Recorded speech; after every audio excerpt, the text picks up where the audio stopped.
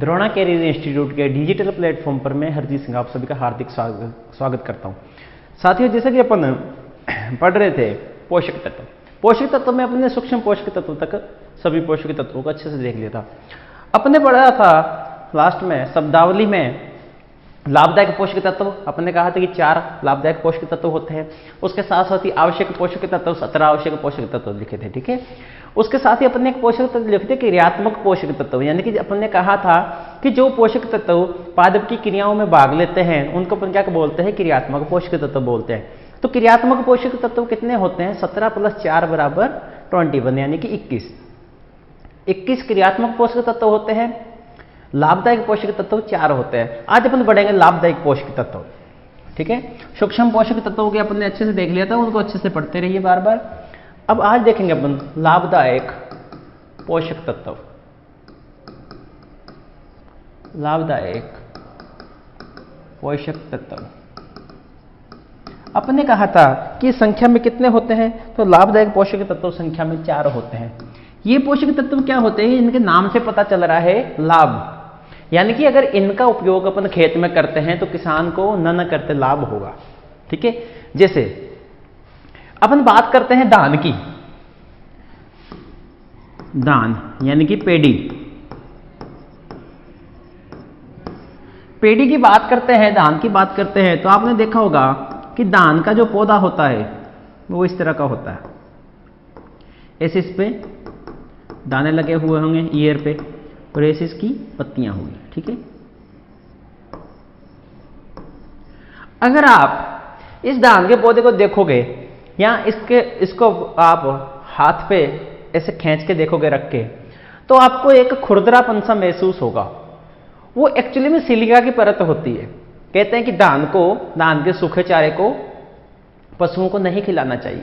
क्यों नहीं खिलाना चाहिए, क्योंकि इसमें क्या होता है, सिलिका होता है। क्या होता है, सिलिका होता है। अब सिलिका इसका काम क्या करता है, सिलिका धान के पौधे को पानी से गलने को बचाता है, यानी कि पानी से गलेगा उसके लिए सिलिका क्या करता है, एक लेयर, यानी कि जैसे अपन वैक्स की यानी कि मोम की लेयर तैयार करते हैं पत्तियों पर वाष्पोत्सर्जन को रोकने के लिए, तो वैसे ही सिलिका क्या करता है, इसके चारों तरफ एक धान की एक परत बना लेता है हल्की।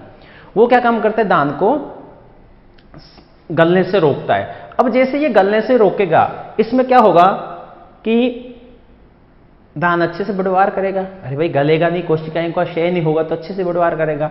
तो इस वजह से अगर वो सिलिका पशुओं के अंदर चली जाए, या पशु अगर इस चारे को खाते हैं, तो क्या होता है कि पशुओं को ये चारा पचता नहीं है। इस वजह से कहते हैं कि धान के सूखे चारे को पशुओं को नहीं खिलाना चाहिए। अब अपन बात करते हैं पोषक तत्व की। तो जो सिलिकॉन है, सिलिकॉन किस पोषक तत्व में आता है, लाभदायक पोषक तत्व में आता है। तो सिलिकॉन क्या करता है, उस परत को बनाने में, सिलिका परत थी जो, उसको बनाने में सहायक होता है। जो सिलिका परत थी ना, सिलिका परत थी, उसको बनाने में सहायक होता है। अब देखिए, अपन कहें अगर सिलिका नहीं डालेंगे, सिलिकॉन नहीं डालेंगे, तो भी पोषक पौधा क्या है, अपना जीवन चक्र पूर्ण कर रहा है। लेकिन अगर अपन इसको डाल देंगे तो पौधों की बढ़वार क्या होगी, अच्छे से होगी, यानी कि इससे लाभ हो रहा है। अगर अपन इसका उपयोग नहीं कर रहे तो कोई दिक्कत नहीं है। आवश्यक पोषक तत्वों की अगर अपन बात करें तो आवश्यक पोषक तत्वों में क्या होता है, अपन बात करते हैं कि आवश्यक पोषक तत्वों में अगर ये पोषक तत्व अपन नहीं डालते, कोई पोषक तत्व है जैसे नाइट्रोजन है, तो पौधे अपना जीवन चक्र पूर्ण नहीं कर पाते। लेकिन लाभदायक पोषक तत्वों की अगर अपन बात करें तो लाभदायक पोषक तत्वों में अगर अपन लाभदायक पोषक तत्व नहीं डालेंगे, पौधा अपना जीवन चक्र तो पूर्ण कर लेगा, परंतु जो लाभ होगा वो लाभ नहीं होगा। अगर अपन उस पोषक तत्व को खेत में उपयोग करते हैं तो लाभ होगा, ठीक है। तो ये लाभदायक पोषक तत्व होते हैं, इनकी संख्या 4 होती है। अपने कहा था कौन कौन सी, एक तो था सोडियम, वेनेडियम, सिलिकॉन और कोबाल्ट। कोबाल्ट को लाभ में लेना है। वहां पे अपने क्या क्या था आवश्यक पोषक तत्वों में कि कोबाल्ट को नहीं लेना, लेकिन यहां पे अपन क्या कहते हैं कि कोबाल्ट को लाभ में लेना है, यानी कि कोबाल्ट को लाभदायक पोषक तत्वों में लेना है। अब अपन आगे चलते हैं, तो पहला लाभदायक पोषक तत्व लिखते हैं वेनेडियम। वेनेडियम, जिस दिन अपने मोलिब्डेनम पढ़ा था, तो मोलिब्डेनम में अपने एक बात लिखी थी कि ये मोलिब्डेनम का मोलिब्डेनम की कमी को वेनेडियम के उपयोग से सुधारा जा सकता है। किससे सुधारा जा सकता है? वेनेडियम के उपयोग से। तो अपन इसमें लिखेंगे, पहले अपन देखते हैं कि इसको किस रूप में ग्रहण करते हैं, ये भी थोड़ा लिख लेते हैं, ये भी इंपॉर्टेंट है। तो वेनेडियम को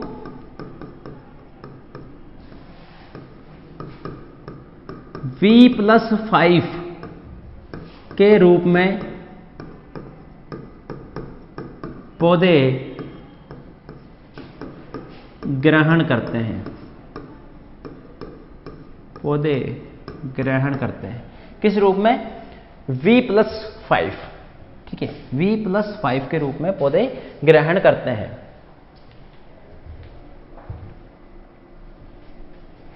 अब अपन आगे देखते हैं, तो वेनेडियम क्या करता है? मोलिब्डेनम के प्रतिस्थापन में सहायक है। तो मोलिब्डेनम के प्रतिस्थापन में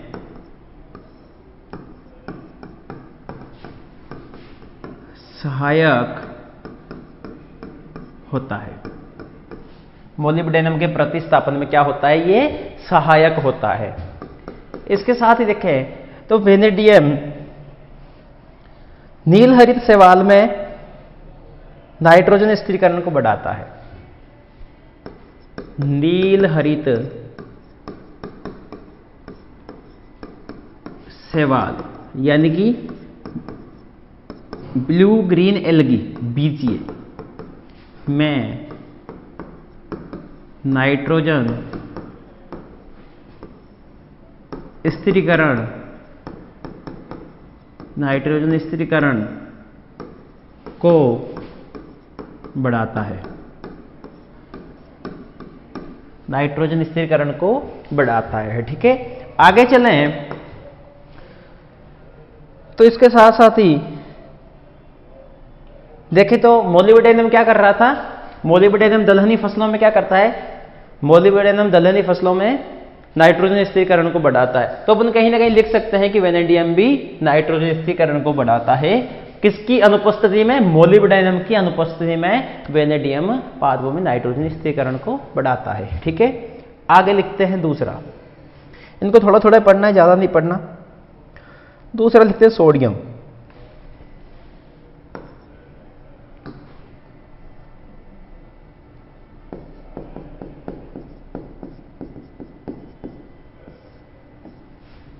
दूसरा लिखते हैं सोडियम, Na, ठीक है।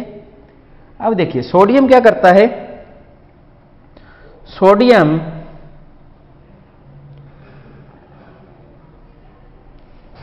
बात करते हैं अपन ओस्मोसिस की, परासरण की। परासरण में क्या होता है कि जो कम सांद्र विलयन होता है वहां से द्रव अधिक सांद्र विलयन में जाता है, ठीक है।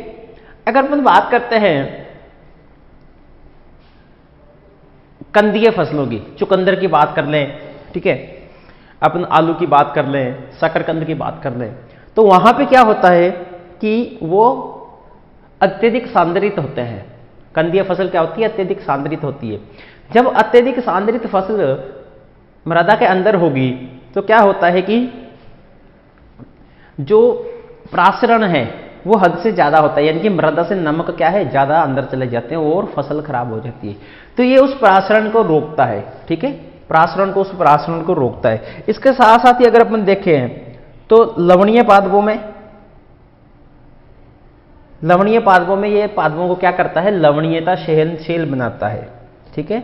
पहले वही इसमें लिखते हैं कि इसको Na+ के रूप में पादप अवशोषित करते हैं।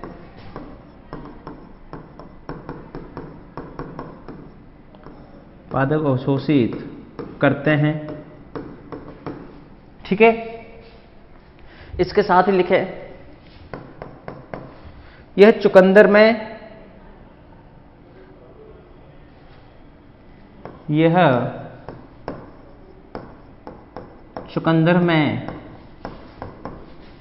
अत्यधिक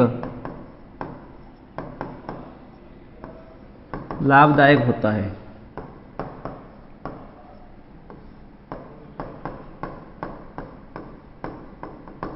चुकंदर में अत्यधिक लाभदायक होता है। इसके साथ ही अगर अपन देखें तो ये लवणीय पादपों में सहनशीलता को बढ़ाता है। लवणीय पादपों में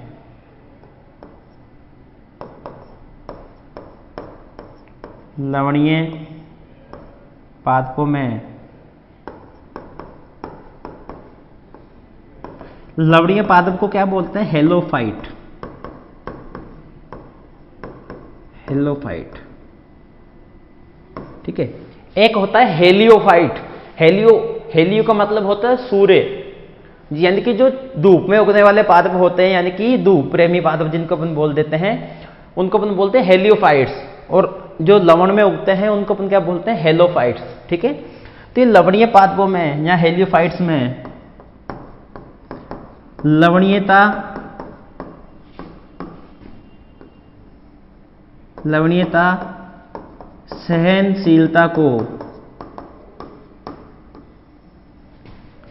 सहनशीलता को बढ़ाता है, ठीक है।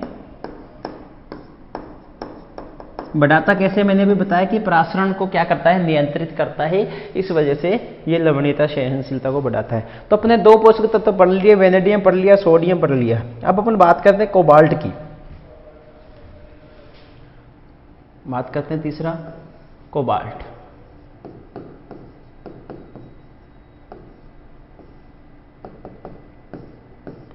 तो कोबाल्ट की बात करते हैं तो देखिए, आपने विटामिन पढ़े होंगे। विटामिन में एक विटामिन आता है B12, विटामिन B12, यानी कि जो बी कॉम्प्लेक्स होता है। बी कॉम्प्लेक्स में कई सदस्य होते हैं। B1 हो गया, B3 हो गया, B5 हो गया, B7 हो गया, है ना। इनके अलग अलग नाम हैं। इसी आधार पर अगर अपन देखें तो एक विटामिन आता है विटामिन B12, ठीक है। अगर विटामिन B12 की बात करें तो विटामिन B12 का नाम होता है साइनोकोबालामीन। क्या होता है? साइनोकोबालामीन। अब साइनोकोबालामीन में क्या आ गया? कोबाल, यानी कि कोबाल्ट किसको रिप्रेजेंट कर रहा है? कोबाल्ट को। तो अपन कह सकते हैं कि साइनोकोबालामीन के निर्माण में सहायक है, ठीक है। तो इसमें लिखते हैं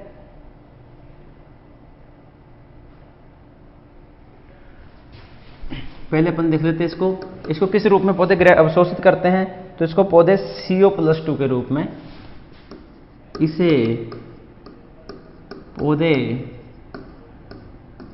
CO+2 के रूप में अवशोषित करते हैं।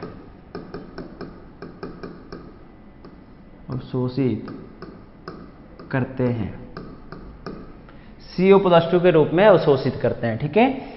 अब अपन बात करें साइनोकोबालामीन की, तो यह विटामिन B12 साइनोकोबालामीन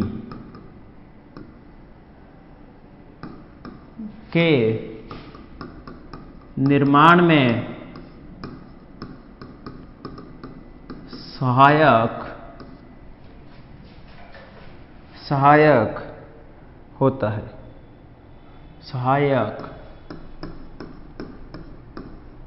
होता है।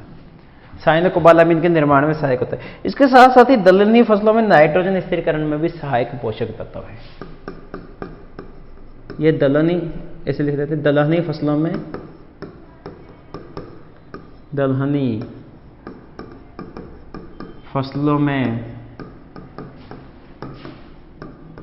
नाइट्रोजन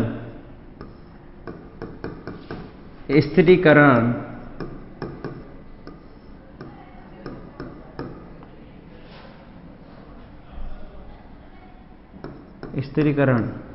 यानी कि नाइट्रोजन फिक्सेशन में सहायक होता है, ठीक है। ये कोबाल्ट भी खत्म हुआ। अब एक चौथा लाभदायक पोषक तत्व बचता है, कौन सा?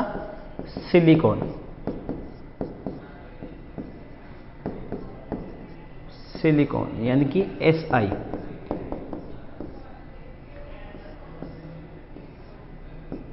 अगर अपन बात करें सिलिकॉन की, तो अभी मैंने बताया था कि ये मक्का, धान और गन्ना, ठीक है, धान और गन्ना मुख्यतः इसके अपन आंसर मानते हैं, धान और गन्ना में ज्यादा लाभदायक होता है। इसके साथ साथ ही अगर अपन बात करते हैं इसको किस रूप में अवशोषित किया जाता है, तो वो सबसे ज्यादा इंपॉर्टेंट है। तो इसे SiOH4 की पावर माइनस, SiOH4 की पावर माइनस आयन के रूप में अवशोषित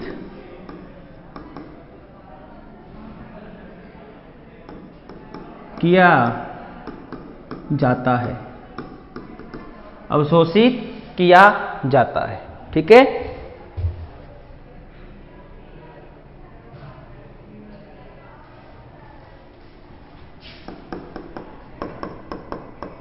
यह धान, गन्ना एवं मक्का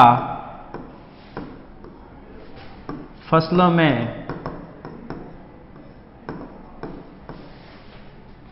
जैविक एवं अजैविक रोग प्रतिरोधकता को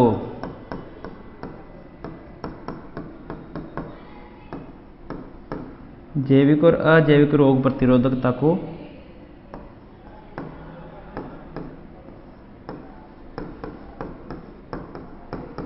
बढ़ाता है, ठीक है। जैसे ही सिलिका की क्या होगी, परत बन जाएगी अच्छे से, तो सिलिका की जैसे ही परत बनेगी उससे क्या हो जाएगा, उससे रोग प्रतिरोधकता ही बढ़ जाएगी। क्योंकि अपन ने कहा था जैविक और अजैविक, यहाँ पे दो चीजें आई है। तो अपन ने कहा था जब भी जैविक यानी कि कोई जीव रोग पादप की वृद्धि को रोकता है तो उसको अपन क्या बोलते हैं, जैविक रोग, यानी कि उसको अपन बोल देते हैं रोग। और अजैविक की बात करें तो अजैविक में अपन ने कहा था कि तापमान हो गया, दाब हो गया, रेनफॉल होगी, सूखा हो गया, या अपन इसके साथ साथ ही कहते हैं रेनफॉल यानी कि वर्षा, ठीक है। इसके साथ साथ ही अगर अपन बात कर लें पोषक तत्वों, यानी कि पोषक तत्व की कमियों से भी अगर कोई रोग उत्पन्न होता है तो उसको अपन बोल देते हैं कार्यकी विकार, कार्यकी विकार यानी कि डिसऑर्डर। वो किस में आता है, वो अजैविक रोगों में आता है। तो सिलिकॉन कहीं ना कहीं अजैविक और जैविक दोनों रोग प्रतिरोधक क्षमता बढ़ाता है, ठीक है। इसी के साथ ही अपने पोषक तत्व भी समाप्त होते हैं। पोषक तत्वों की अब उपलब्धता देखते हैं, यानी कि पोषक तत्व समाप्त होने का मतलब टॉपिक समाप्त नहीं हुआ, जो अपने पोषक तत्व पढ़ रहे थे वो अपने समाप्त हुए। अब अपन देखें पोषक तत्वों में अपने पहले सामान्य इनकी जनरल देखा, किसने खोजा, इसका स्रोत क्या है, मृदा में किस रूप में से पौधे अवशोषित करते हैं, सब कुछ देखा। उसके साथ साथ ही फिर अपने प्राथमिक, द्वितीय और सूक्ष्म पोषक तत्व अच्छे से बढ़े, उनकी कमी के लक्षण पढ़े, कार्य पढ़े, और उसके साथ साथ ही उनकी अधिकता के से कौन से रोग होते हैं ये भी पढ़े, है ना, कमी से कौन से रोग होते हैं ये भी देखे। फिर अपन आगे लाभदायक पोषक तत्व में लाभदायक पोषक तत्व अपने चारों पढ़ लिए, यानी कि 17 तो आवश्यक पोषक तत्व और 4 कौन से लाभदायक पोषक तत्व, यानी कि कितने पोषक तत्व पढ़ लिए, अब तक अपने 21 पोषक तत्व पढ़ लिए। अब अपन बात करते हैं आगे चल के पोषक तत्वों की मृदा में उपलब्धता, ठीक है। अब उपलब्धता है तो उपलब्धता को प्रभावित करने वाले कारक भी होंगे।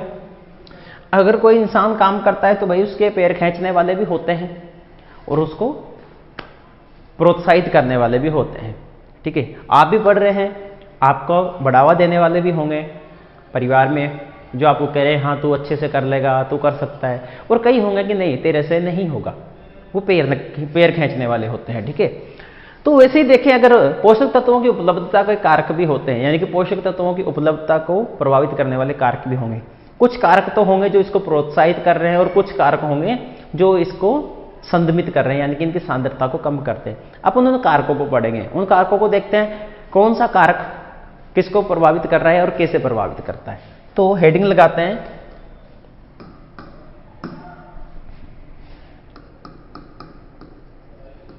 मृदा में पोषक तत्वों की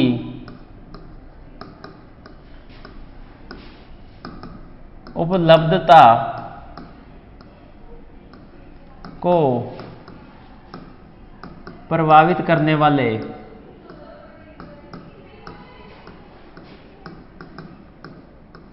कारक। मृदा में पोषक तत्वों की उपलब्धता को प्रभावित करने वाले कारक। ठीक है, अब इन कारकों में अगर अपन देखें तो पहला कारक आता है पीएच। पहला कारक कौन सा आता है? मृदा पीएच।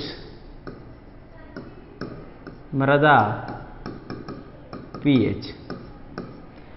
अगर अपन बात करें मृदा पीएच की तो अलग अलग पोषक तत्वों की उपलब्धता अलग अलग पीएच पर होती है, पर एक ऐसा पीएच माना जाता है जो फसल उत्पादन के लिए सबसे उपयुक्त होता है। ठीक है, तो अपन एक हेडिंग इसमें एक पॉइंट लिखते हैं पीएच में, मृदा में पोषक तत्वों की उपलब्धता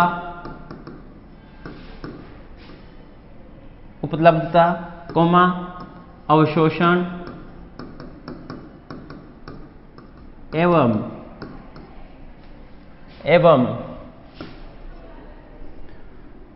फसल उत्पादन के लिए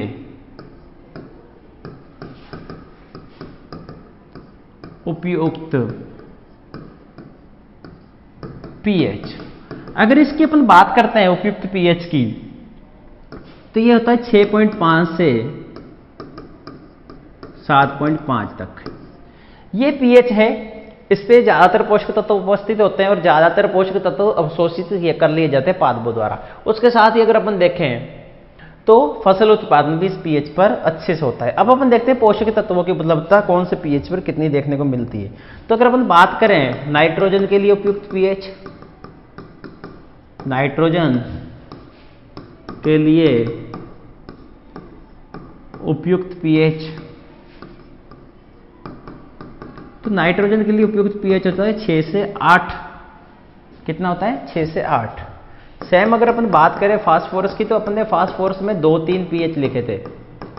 7.2 पीएच पर H2PO4 माइनस और HPO4 माइनस 2 की सांद्रता बराबर हो जाती है।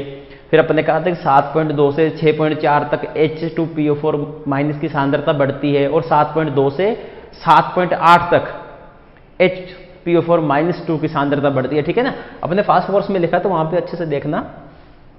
तो फास्फोरस की सांद्रता की अगर अपन बात करें तो फास्फोरस के लिए उपयुक्त पीएच या उपलब्धता के लिए उपयुक्त पीएच है ना, यहां पे अपन कर देते हैं, इसको पूरा लिख लेते हैं।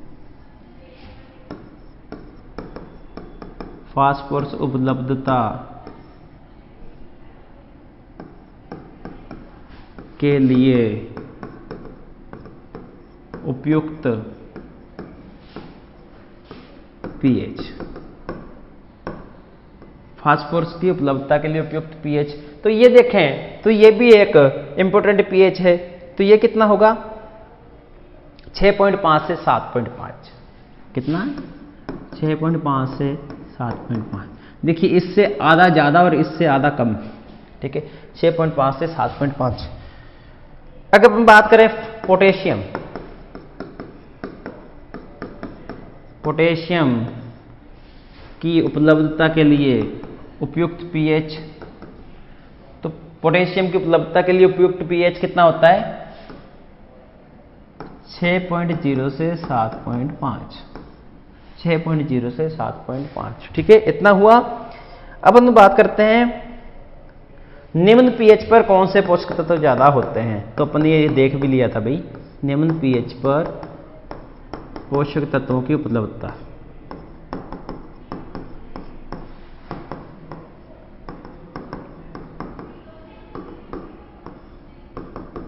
तो क्या आ जाएगा इसमें? जिंक आ जाएगा, आयरन आ जाएगा, मैग्नीज आ जाएगा, कॉपर आ जाएगा। इनकी अधिकता क्या हो जाती है? निम्न पीएच पर होती है। ठीक है, अधिक पीएच पर पोषक तत्वों की उपलब्धता, अधिक पीएच पर पोषक तत्वों की उपलब्धता। तो उच्च पीएच पर कैल्शियम और मैग्नीशियम उपस्थित होते हैं, अपने ये देखा था। आगे चलते हैं, अत्यधिक पीएच पर कौन सा पोषक तत्व उपस्थित है? अत्यधिक पीएच पर पोषक तत्वों की उपलब्धता। तो अपने लिखा था मोलिब्डेनम में कि सभी पोषक तत्व निम्न पीएच पर पाए जाते हैं, परंतु मोलिब्डेनम अत्यधिक पीएच पर उपलब्धित होता है। तो इसमें कौन सा पोषक तत्व आ जाएगा? मोलिब्डेनम। और ये पीएच लगभग 8.5 से अधिक पीएच पर उपलब्ध होता है। ठीक है, तो यानी कि अपन कह सकते हैं कि अगर पीएच उदासीन है, यानी कि 6.5 से 7.5 है, तो लगभग सभी पोषक तत्वों की अधिकता होगी। और 6.5 से 7.5 पीएच वाला जो पीएच है वो मृदा फसल उत्पादन के लिए उपयुक्त है। अगर अपन बात करें नाइट्रोजन की, तो 6 से 8 पीएच पर नाइट्रोजन की अधिकतम मात्रा होगी। फास्फोरस की बात करें तो 6.5 से 7.5। पोटेशियम की बात करें तो 6 से 7.5 पीएच तक क्या होगा? पोटेशियम की मात्रा पड़ती है। निम्न पीएच पर अगर अपन बात करते हैं, यानी कि अम्लीय मृदाओं में आयरन, कॉपर, मैग्नीज और जिंक, ठीक है, इनकी क्या होती है? अधिकता हो जाती है, क्योंकि ये एक ही परिवार के सदस्य हैं। आगे चलते हैं, तो आगे चल के अपन देखते हैं अधिक पीएच पर, यानी कि लगभग 7.5 से 8.5 के बीच में, यहाँ 7 से 8 पीएच पर क्षारीय पीएच हो जाएगा। उसको अपन बोलते हैं, वहां पे कौन से पोषक तत्व की उपलब्धता होती है? तो वहां पे कैल्शियम और मैग्नीशियम की उपलब्धता होती है। आगे चलें तो अत्यधिक पीएच पर पोषक तत्वों की मात्रा देखें तो अत्यधिक पीएच पर ओनली एकमात्र ऐसा पोषक तत्व है जो लगभग 8.5 पीएच के ऊपर देखने को मिलता है। वो कौन सा है? वो है मोलिब्डेनम। ठीक है, तो ये मोलिब्डेनम होता है। आगे चलते हैं, अब अपन बात करते हैं CEC। दूसरा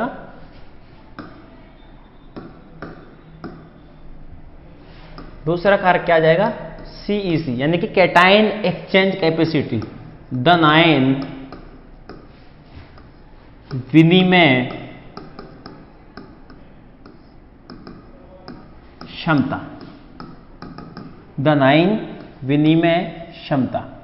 अगर अपन बात करते हैं धनायन विनिमय क्षमता की, तो देखिए अपने एक बात कही थी कि ज्यादातर पोषक तत्व आयनिक रूप में ग्रहण किए जाते हैं। अपने एक बात लिखी थी और देखा भी है। लगभग एक बोरोन है आवश्यक पोषक तत्वों में, प्राथमिक और द्वितीयक पोषक तत्वों में अगर अपन देखें तो एक केवल खनिजीय पोषक तत्वों में बोरोन है जो अनायनिक रूप में ग्रहण किया जाता है। बाकी सभी पोषक तत्व किस रूप में ग्रहण किए जाते हैं? आयनिक। CHO भी अनायनिक रूप में ग्रहण किया जाता है। अपने देखा था कि गैस और द्रव से। अपने कहा था कि ज्यादातर पोषक तत्व किस रूप में ग्रहण किए जाते हैं? तो ज्यादातर पोषक तत्व आयनिक रूप में ग्रहण किए जाते हैं। आयनिक रूप भी देखा जाए तो किस रूप में? धनायन के रूप में। तो यानी कि धनायन विनिमय क्षमता। अब ये धनायन विनिमय क्षमता क्या होती है? तो देखिए मृदा में क्या होता है? ऐसे कण होते हैं, मृदा कण होते हैं, ठीक है। अब इन कणों पे क्या होता है कि पोषक तत्व अवशोषित हो जाते हैं। अब ये पोषक तत्व यहां से इस द्रव में कई बार दिए जाते हैं, कई बार अवशोषित कर लिए जाते हैं, यानी कि प्रतिस्थापन प्रारंभ रहता है। ले लिया, दूसरे हाथ से दे दिया, ठीक है, ऐसे। इसी को अपन क्या बोलते हैं? धनायन विनिमय क्षमता। अब ये जितना ज्यादा होगा, अगर तो पौधे के यहाँ मृदा के कणों पर धनायन अवशोषित रहेंगे तो पौधे को क्या है? अनुपलब्ध मात्रा में रहेंगे ये। लेकिन जितना ज्यादा धनायन विनिमय क्षमता होगी, अपने कहा कि ज्यादातर पोषक तत्व धनायन के रूप में ग्रहण किए जाते हैं, तो यानी कि पोषक तत्वों की उपलब्धता भी क्या हो जाएगी? बढ़ जाएगी। और पोषक तत्वों की अगर द्रव में क्षमता बढ़ानी है तो उसके लिए क्या करना पड़ेगा? धनायन विनिमय क्षमता बढ़ेगी। और धनायन विनिमय क्षमता बढ़ने की वजह से जो कणों के ऊपर पोषक तत्व अवशोषित किए थे वो कहाँ आ जाएंगे? मृदा द्रव में। और जैसे ही मृदा द्रव में आ जाएंगे तो उनकी उपलब्धता क्या है? अपने आप ही बढ़ जाएगी। तो अपन लिखते हैं CEC बढ़ने के साथ मृदा में पोषक तत्वों की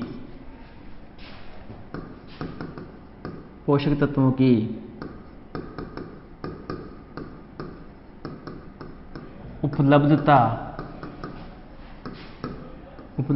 भी बढ़ जाती है। सीसी बढ़ने के साथ मृदा में पोषक तत्वों की उपलब्धता भी क्या हो जाती है, बढ़ जाती है। इसमें अपने को इतना ही लिखना है, ठीक है। आगे चलें, अब अपन बात करते हैं जड़ तंत्र की।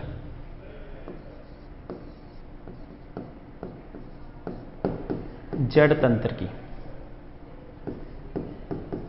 यानी कि रूट सिस्टम। देखिए, अगर अपन बात करते हैं जड़ तंत्र की, यानी कि जड़ जितनी गहरी होगी, जड़ जितनी ज्यादा फैलाव वाली होगी, पोषक तत्व क्या है उतने ही अवशोषित होंगे।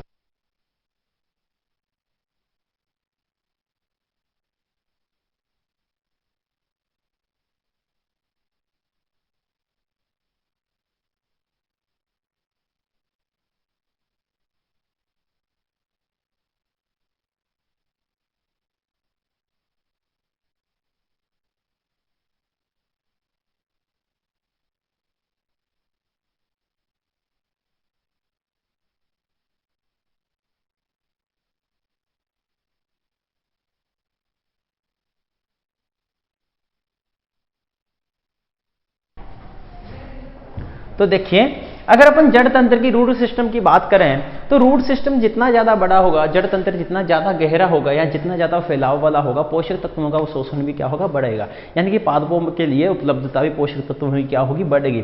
परंतु अगर अपन बात करते हैं एक बीजपत्री पादपों की और द्विबीजपत्री पादपों की, तो एक बीजपत्री जो पादप है उनमें क्या होता है कि उनका जो जड़ तंत्र है वो थोड़ा सा क्या होता है, एक बीजपत्री पादपों में जकड़ा मूल तंत्र पाया जाता है ना, यानी कि फाइब्रस। तो फाइब्रस की वजह से वो एक एकल आयन को ज्यादा अवशोषित करता है, ठीक है।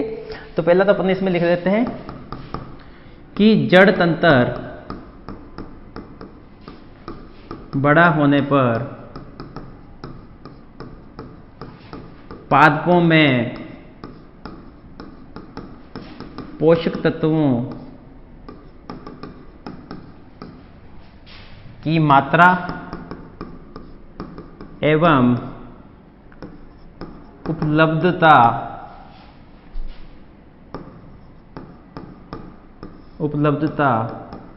बढ़ जाती है। उपलब्धता बढ़ जाती है, ठीक है। अब लिखते हैं एक बीजपत्री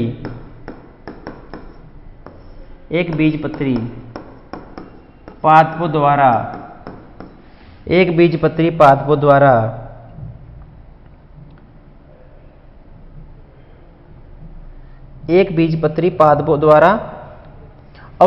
पोषक तत्व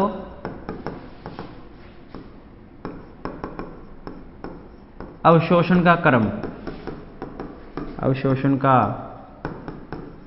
क्रम।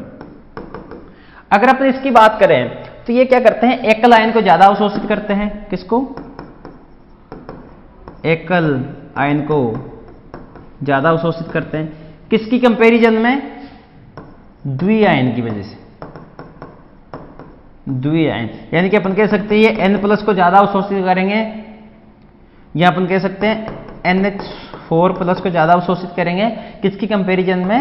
अगर अपन बात करें जिंक, तो ये द्वि आयन हो गए, ये एकल आयन हो गए। तो एकल आयन को एक बीजपत्री ज्यादा अवशोषित करते हैं, ठीक है। अगर अपन बात करते हैं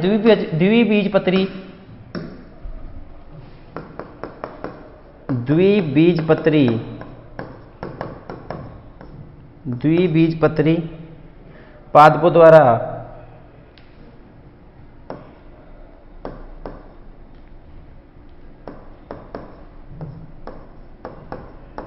द्वारा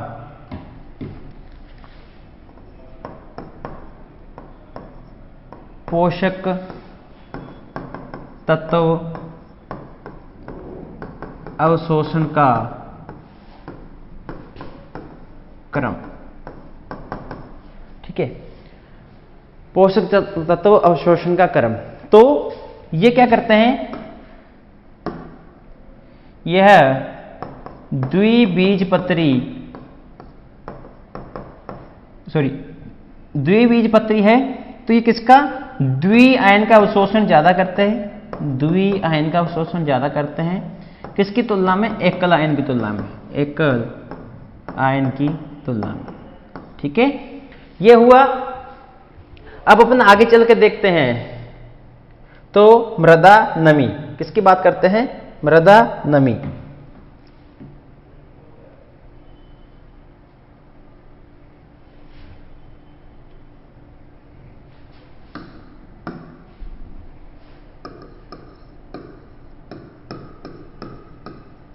तो देखिए, जब भी खेत में पानी दिया जाता है तो जब खेत फुल पानी से भर जाता है उस कंडीशन को अपन कहते हैं गुरुत्वीय जल। जब अपने को पानी दिखाई देता है गुरुत्वीय जल बोलते हैं। 48 से 72 घंटे बाद क्या होता है? गुरुत्वीय जल क्या होता है? वहां से चला जाता है, निकास हो जाता है। तो जो फिर मृदा में जो नमी होती है, जहां पे सूक्ष्म रंध्र और बड़े रंध्र पानी से भरे होते हैं, उसको अपन बोलते हैं फील्ड कैपेसिटी। क्या बोलते हैं? मृदा क्षेत्र क्षमता। तो मृदा क्षेत्र क्षमता पर पोषक तत्वों की उपलब्धता क्या होती है? अत्यधिक होती है। तो इसमें लिखते हैं मृदा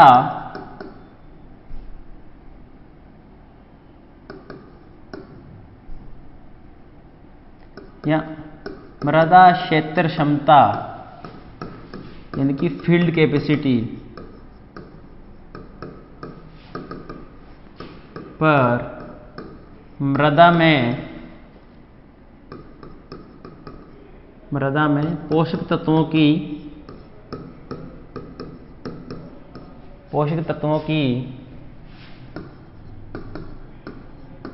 उपलब्धता अत्यधिक होती है।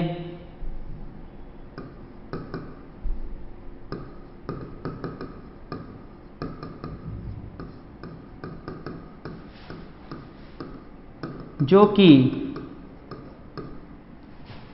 जल की कमी के साथ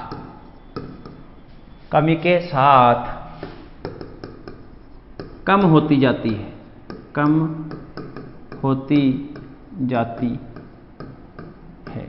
ठीक है, कम होती जाती है। जैसे जैसे मृदा में जल कम होता जाएगा वैसे वैसे क्या है? मृदा में नमी कम होती जाएगी, वैसे वैसे क्या होगा? पोषक तत्वों की उपलब्धता भी कम होती जाएगी। अब पांचवा बात करते हैं तापमान की। तो देखिए, अगर अपन बात करते हैं तापमान की, तो जितना तापमान बढ़ेगा उतना ज्यादा क्या होगा? वाष्पोत्सर्जन होगा, ट्रांसपायरेशन होगा। जब ट्रांसपायरेशन ज्यादा होगा तो मृदा से जल क्या है? अवशोषित ज्यादा होगा। तो मृदा जल जब ज्यादा अवशोषित होता है तब क्या होता है? पौधों के द्वारा जल का अवशोषण भी बढ़ जाता है।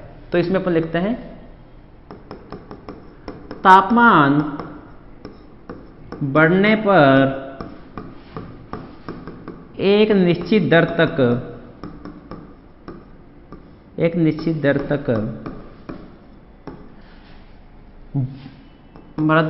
पोषक तत्वों का अवशोषण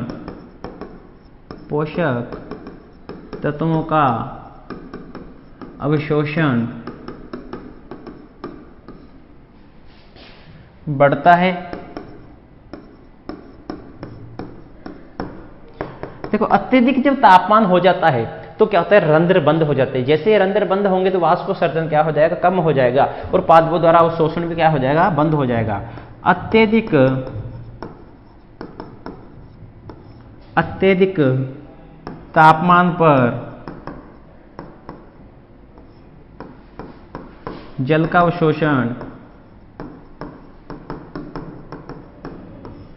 बंद होने के कारण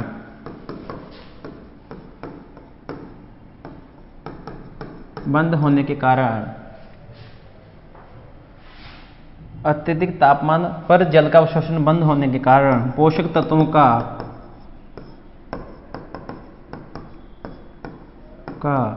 अवशोषण भी बंद हो जाता है।